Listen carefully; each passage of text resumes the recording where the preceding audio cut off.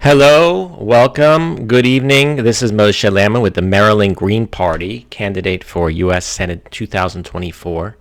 Here coming to you from a global perspective, and we know that the Greens are rising around the world. They're just not that big yet here in America.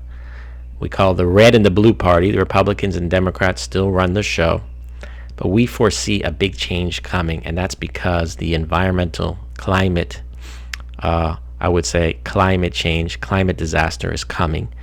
And the issues that the red and green and blue parties argue about, such as war, debt, and more, are going to become less important as we deal with those issues, and other issues are going to become more important. Let's today talk about agriculture. There's nothing more important for the Green Party than the environment. America's farmland is being destroyed by drought, soil erosion, chemical fertilizers, herbicides and pesticides, monoculture farming, and more. Our ranches and animal farms are facing the drying up and overuse of limited freshwater sources and grass burnups, with animals often facing inhumane treatment in confined, torturous conditions. The Humane Slaughter Act is not enforced. We'll talk about that more. We need to empower the U.S. Department of Agriculture and the U.S. Environmental Protection Agency, the EPA, to reverse these trends and encourage individual and corporate farms to become more sustainable through laws and regulations, but also incentives and rewards. It is time to revolutionize America's agricultural community through organic regenerative farming, permaculture, forestry, conservation, grazing, and ethical animal farming, agroecology, marine aquaculture, and biodiversity. We need healthier food in our grocery stores, schools, and restaurants. Let's develop food forests and more locally owned organic family farms, rather than large multinational ag corporations with a history of environmental degradation and exploitation, producing a much greater variety of fruits and vegetables. Our meat and poultry industries are polluting our beautiful waters, including the Chesapeake Bay, the Gulf of Mexico, and the Great Lakes. Let's replace the massive amounts of land in the United States and around the world, deforested and burned down to grow soy, corn, and other crops just to feed the animals we ultimately eat, with open and free-range grasslands and forests that use rotational animal grazing to regenerate the soil rather than destroy it. This practice leads to healthier animals and more nutritious meat. We must enforce the ethical treatment of animals. Food waste control. 40% of all food in America is wasted, totaling a shocking $408 billion a year. And the strategic use of composted manure, animal and human. We can incentivize the agriculture, food, and restaurant organizations to alter their production techniques, the types of food produced, how they are produced, and the logistics of how they are ultimately delivered to achieve a more balanced lifestyle and healthier diet for the majority of Americans. And we need to combat climate change via our agricultural system nationwide through reforestation, permaculture farming, massive seagrass plantations, mangrove renewal projects, cover crops, polyculture farming, food forest restoration of coral reefs and marine ecosystems, and more. So to summarize, we have a lot of issues facing America. When the original pioneers came, those who came from Europe and other countries, they wanted to take advantage, the British, of the fact that we could cut down on these trees, lumbering. A lot of people came from Sweden, Norway, those types of folks, to cut the trees and sell the trees. That was their business in Minnesota and Wyoming. The problem is, and then we have the whole Midwest that was used for farming. We just cut down all these forests. We stripped the land and started planting year by year agricultural crops. When you plant crops and you don't put in cover crops, it starts to dry out the soil. All the nutrients of the soil are used up year after year, and America is losing unbelievable amounts of farmland every year now. Soil is actually, I've come to learn, is probably one of the biggest issues in the environmental situation. The soil quality, meaning rich soil, everyone knows, is dark. It has all these worms, animals, nitrogen in there, phosphorus, the roots of plants. It's very healthy. That's how you get great food year after year. Now, because we've destroyed that, we've turned basically good, rich soils into desert, into non-arable, non-agriculturally producing land. So the biggest issue we have to deal with across the nation is to rebuild the soil. We do that by replanting forests again in those areas. And we're going to try to do what's called permaculture, agropermaculture, where you're embedding a combination of natural food, vegetable, and fruit producing trees along within this environment, and it all works together. There's a lot to talk about on permaculture.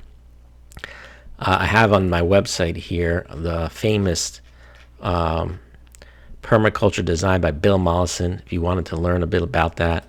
I also recommend going into the master class with Jeff Lawton from Australia. In Australia, they're very advanced when it comes to permaculture design. But permaculture is key for climate change because it changes the way we produce food. Right now, these massive agricultural companies across the West and Midwest till the soil, rip across the soil every year, destroying our soil, mass producing the soy, which is mostly used to feed animals, the corn that's used for corn syrup, which is not healthy because it turns into sugar. It's bad for your body. We need to change and get back into these natural, diverse agricultural forests with various layers, the trees, the branches, the herbs, the bushes, the root plants, everything working together, and work on the water cycling, and that fixes the water. They actually purify our water, these natural plants, and more. Regenerative farming, that's the word we use. So these are words where instead of destroying the land, we're constantly rebuilding it every year, getting better fruit with higher levels of vitamins and nutrients. Conservation grazing is big right now.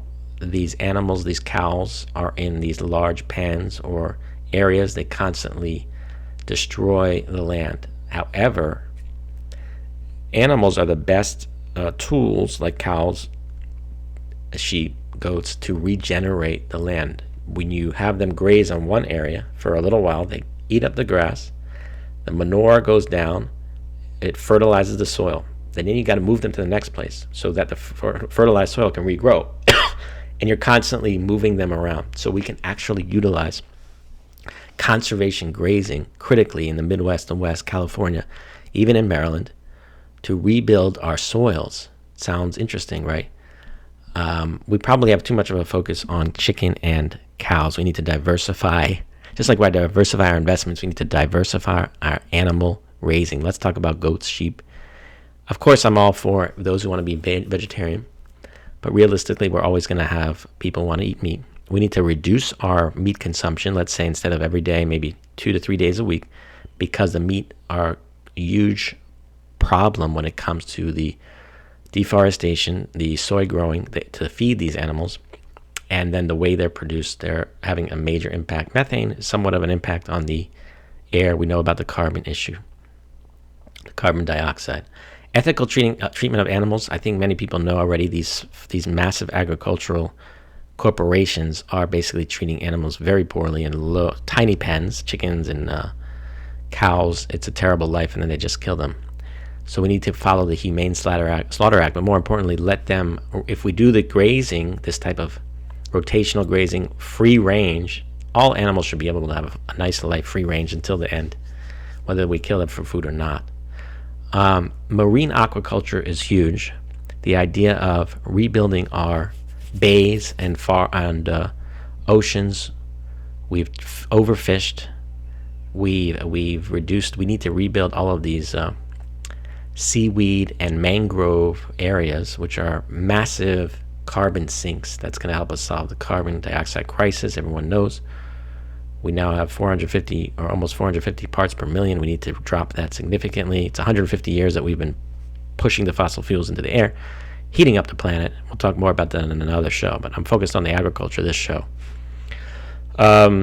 So right now we've polluted. So all of these farms, the animals, they put into the areas like in Pennsylvania, all over the country, excessive nitrogen and phosphorus, which includes the synthetic fertilizers, nitrogen. All of that and the animal feces goes into the waters, comes down to the Chesapeake Bay, goes into the Great Lakes, feeds the algae. Algal blooms come up. You see the green slime everywhere, blocking the sun. They drop down. The bacteria feed on that. there's no more oxygen for the fish, destroying. You should see what's going on in the Gulf of Mexico. Just massive, massive destruction of sea life. And then you have this seagrass, extreme growth of seagrass across the from Africa all the way to the Americas. That is just a massive overgrowth that's just coming on shore now. Jamaica, Florida, everywhere.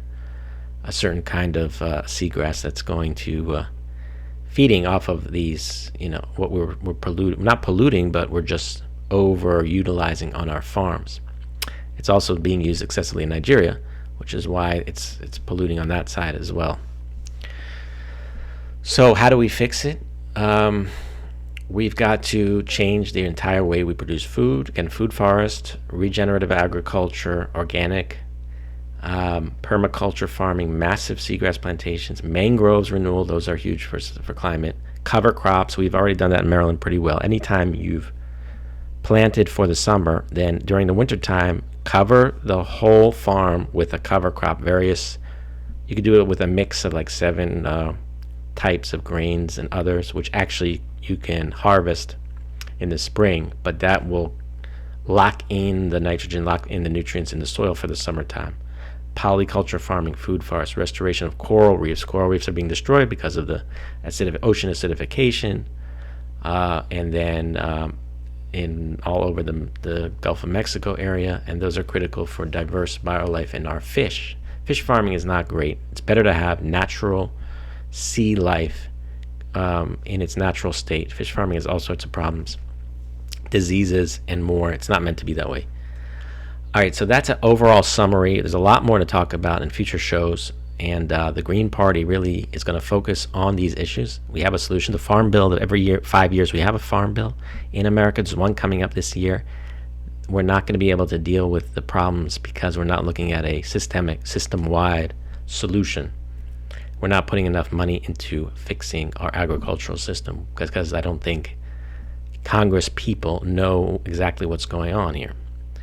A lot to educate, a lot to talk about. The Green Party has real solutions for the future.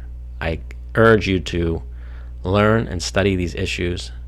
And this is a movement. It's not just a campaign. It's a 100-year movement that we're starting here.